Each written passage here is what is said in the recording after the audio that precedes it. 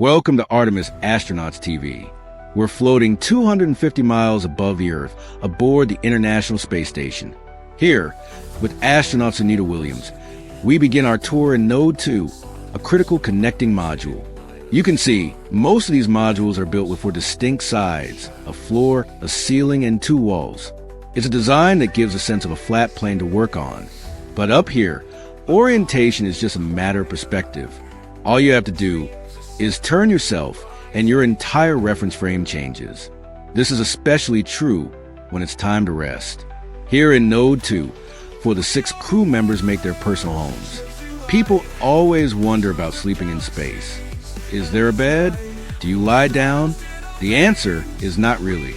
Without gravity, there's no sensation of lying down. You simply float inside your sleeping bag. Watch as Suni glides into one of the crew quarters. It's a private space like a small phone booth, but surprisingly comfortable. The sleeping bag is tethered inside, providing a gentle cocoon, preventing the astronauts from floating away in their sleep. Notice the orientation. Suni has her bag set up to feel like she's standing, but as she points out, it makes no difference. She could turn completely upside down, and her inner ear, her brain, would feel no change.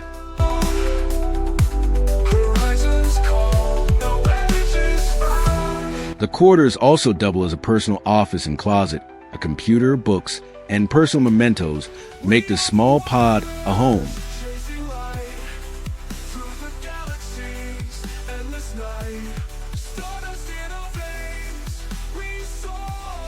Just across from this one is another, and if you look up to what we call the ceiling, there's a third. The fourth is on the opposite wall. All 4 astronauts sleeping in a quiet circle. Apex. This arrangement isn't just for efficiency. It's a psychological anchor. In the vast, impersonal void of space, having a small, private, customizable pod provides a crucial sense of personal territory and normalcy. A tiny corner of the cosmos to call one's own. Daily life in orbit presents unique challenges, even for the most routine tasks. So, how does one get ready for the day? Here we are at the station's hygiene bay, a compact version of a bathroom back home. Astronauts keep their personal items, like a toothbrush, toothpaste, and a hairbrush, in a small kit. Suni jokes about the brush, but in microgravity, hair will simply stand on end, no matter what you do. The physics of liquids in space is on full display here. People often ask about brushing your teeth. Luckily, toothpaste is sticky enough to stay on the brush. But water is where it gets interesting. Watch as a small amount of water is dispensed. It doesn't splash or fall. Instead, through the principle of surface tension, it forms a perfect, cohesive bubble that clings to the toothbrush bristles. Once you're done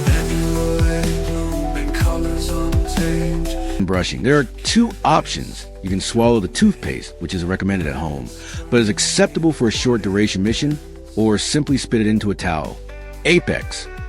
The behavior of that water bubble is governed by cohesion and adhesion. This same surface tension that makes hygiene possible also poses a risk. Stray droplets could float into sensitive electronic equipment, making meticulous water management a constant, critical task for the crew. A low hum of a fan is heard.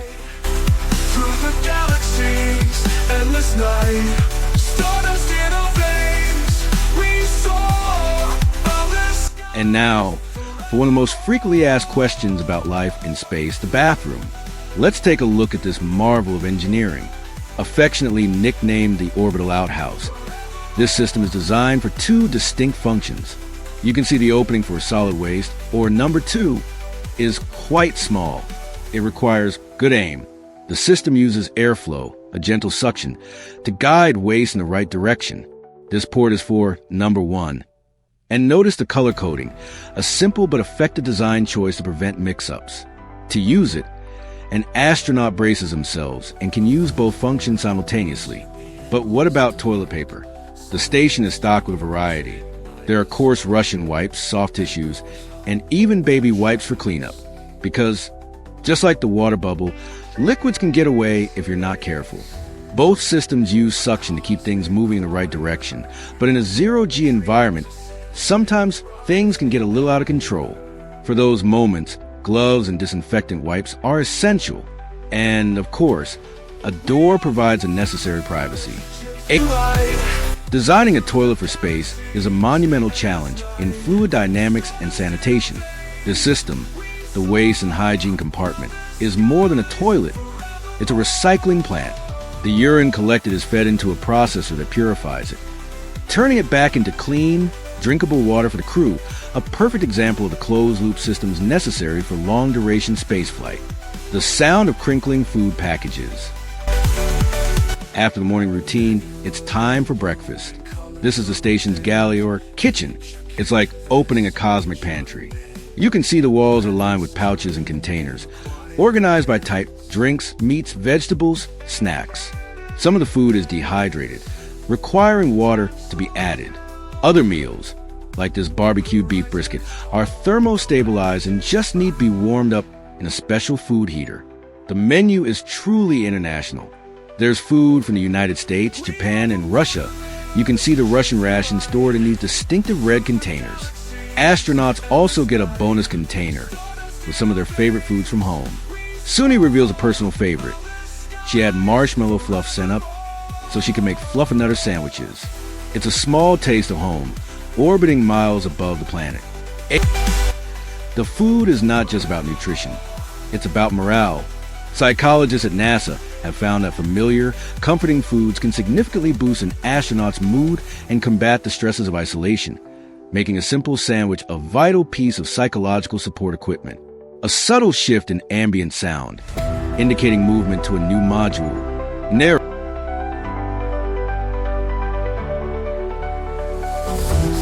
We are now moving through the interconnected laboratories that form the scientific heart of the station. First, we enter the Japanese experiment module, known as Cupola.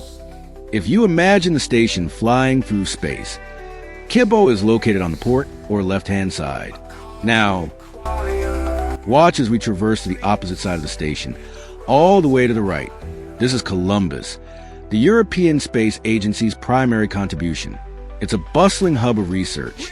Look at the walls packed from floor to ceiling with science experiments, with a particular focus on medical and human physiology research. And here we are in the U.S. laboratory module, Destiny. Like the others, it is a dedicated space for discovery. But amidst the science racks, you'll find something else essential for life in orbit: exercise equipment. Astronauts must combat the severe effects of microgravity, which leads to a loss of bone density at a rate of about 1 to 2% per month, and muscle mass. To stay healthy, they rely on a specialized bike, a treadmill, and a unique weightlifting machine, Apex. The International Space Station is arguably the most complex and expensive scientific instrument ever built. It represents an unprecedented collaboration between 5 space agencies and over 15 countries, a floating testament to what humanity can achieve when it works together toward a common goal of exploration and discovery. The sound of rhythmic, light mechanical movement. This is the station's stationary bike. Notice, there are no handlebars and no seat. In space, you don't sit down. An astronaut simply clips their shoes into the pedals and begins. Watch the bike as Suni moves it. See how it bounces and sways? It isn't bolted rigidly to the station wall. This is by design. The station is a massive, yet delicate structure with huge, sensitive solar arrays. If an astronaut's exercise vibrations were transferred directly into the station's frame, it would cause the arrays to wobble. This isolation system allows the machine to absorb the forces, protecting the integrity of the entire spacecraft.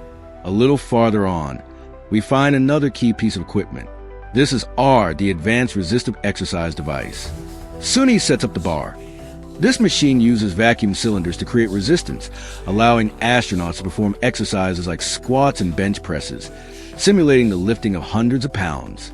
You can even do things that are impossible on Earth, like a perfect single-leg squat, because there's no gravity to pull you over. It's how astronauts work their beach muscles, even when they're light years away from the nearest beach. Apex. An astronaut must exercise for about 2 hours every single day just to mitigate the physiological decay caused by microgravity. This isn't just a workout. It is a critical medical countermeasure, as vital to their health as the oxygen they breathe. A quiet, reverent tone. The sound is slightly muffled, as if in a confined space. Here, in the airlock, we stand with 2 silent sentinels. These are the American spacesuits, the extravehicular mobility units, or EMUs, primed and ready to go outside for a spacewalk. The tasks outside are often repairs. In the harsh environment of space, a vacuum with extreme temperature swings from blistering hot to cryogenic cold, equipment can fail. Electrical boxes, machinery, even the solar arrays may need a hands-on fix. Right behind this wall of equipment is the hatch, the final door between the station and the void. A spacesuit is immense, bulky. It weighs nearly 300 pounds on Earth, though here, of course, it's weightless. The size is largely due to the backpack. This is the heart of the suit. It is, in itself, a personal spacecraft. It contains the oxygen supply, the carbon dioxide scrubbers, a heating and cooling system to regulate body temperature, and a computer that displays vital information right on the astronaut's chest. It's a miniature spaceship built for one. Look inside the helmet. The astronaut's head can turn freely inside, but the helmet itself remains stationary. And for protection against the unfiltered glare of the sun, they have a gold-lined visor, their own personal sunglasses, which also happen to look pretty cool. When an astronaut is on a spacewalk, their only physical connection to the $200 billion station, and indeed to all of humanity, is a single flexible safety tether. It's a profound symbol of both the incredible freedom and the stark isolation of working in the vacuum of space. Soft, wondrous music begins to swell. This is the Cupola, a dome of 7 windows pointing down, a glass-bottom boat sailing through the cosmos. It's the place astronauts find themselves drawn to in their free time. The view is inescapable. All you want to do is look back at our planet. Suni plays a game, trying to guess which part of the world they're flying over. After a while, you begin to recognize the patterns, the shape of the clouds, the color of the soil over different continents, and, of course, the vast, deep blue of the ocean. Let's see where we are now. A moment of recognition. Right there, that is the unmistakable coastline of Africa. A little cloudy today, but the continent is there in all its majesty. But wait, what is that? Look there, a Soyuz spacecraft docked at the station. That very spacecraft is their ride home. This breathtaking view from the Cupola is known to induce a powerful cognitive shift in astronauts, a phenomenon called the overview effect. Seeing Earth as a tiny, fragile ball of life, hanging in the void, often instills a profound sense of unity and an understanding of the artificial nature of human-drawn borders. A transition to a more cramped mechanical environment. The sound is slightly more metallic. From the panoramic view of the Cupola, we can see the entire length of the station. Looking forward, you see the modules we just visited, the Japanese, European, and American laboratories. And looking aft, toward the back of the station, is the Russian segment. And that's where we're headed now.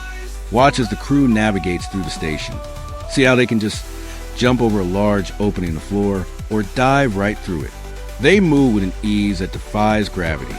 We're passing the PMM, the Permanent Multipurpose Module. It's a giant storage canister, the station's closet and pantry, holding spare parts, extra food, and even organized trash. Now, we cross the threshold into the Russian segment. No passport required. We're in the FGB, or Zarya module.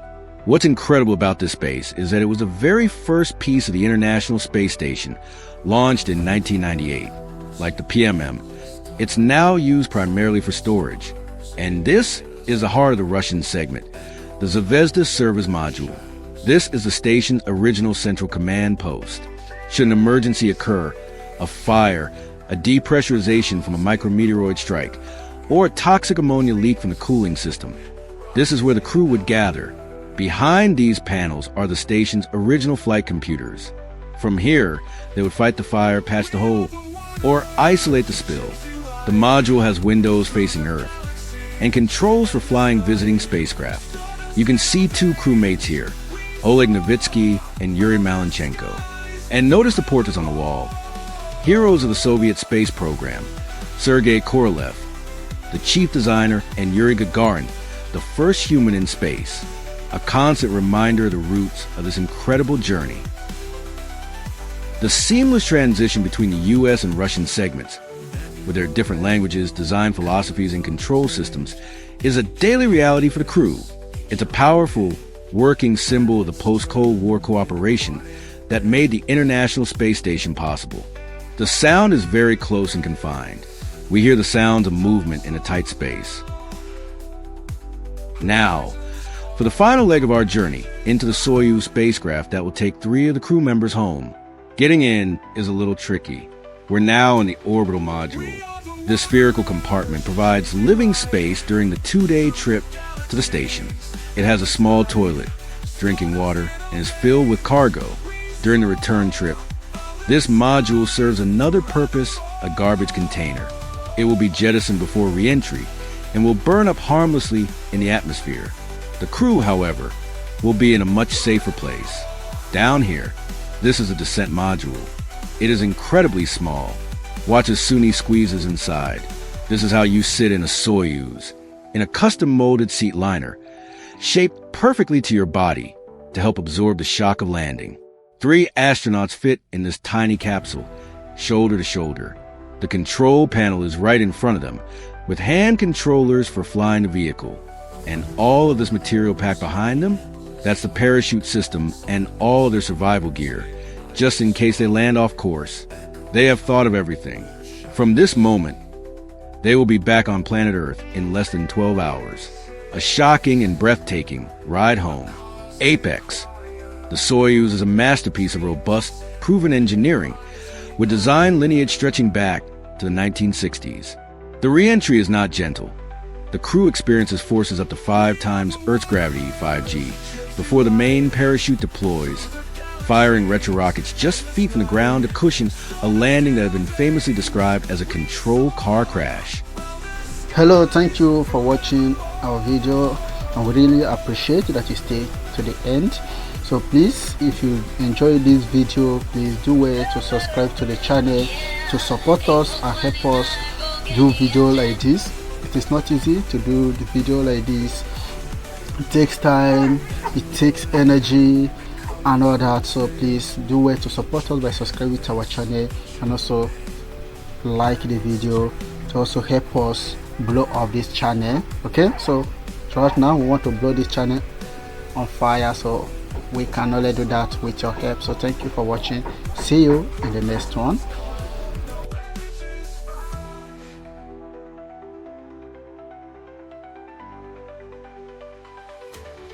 We are the wanderers, chasing light through the galaxies, endless night.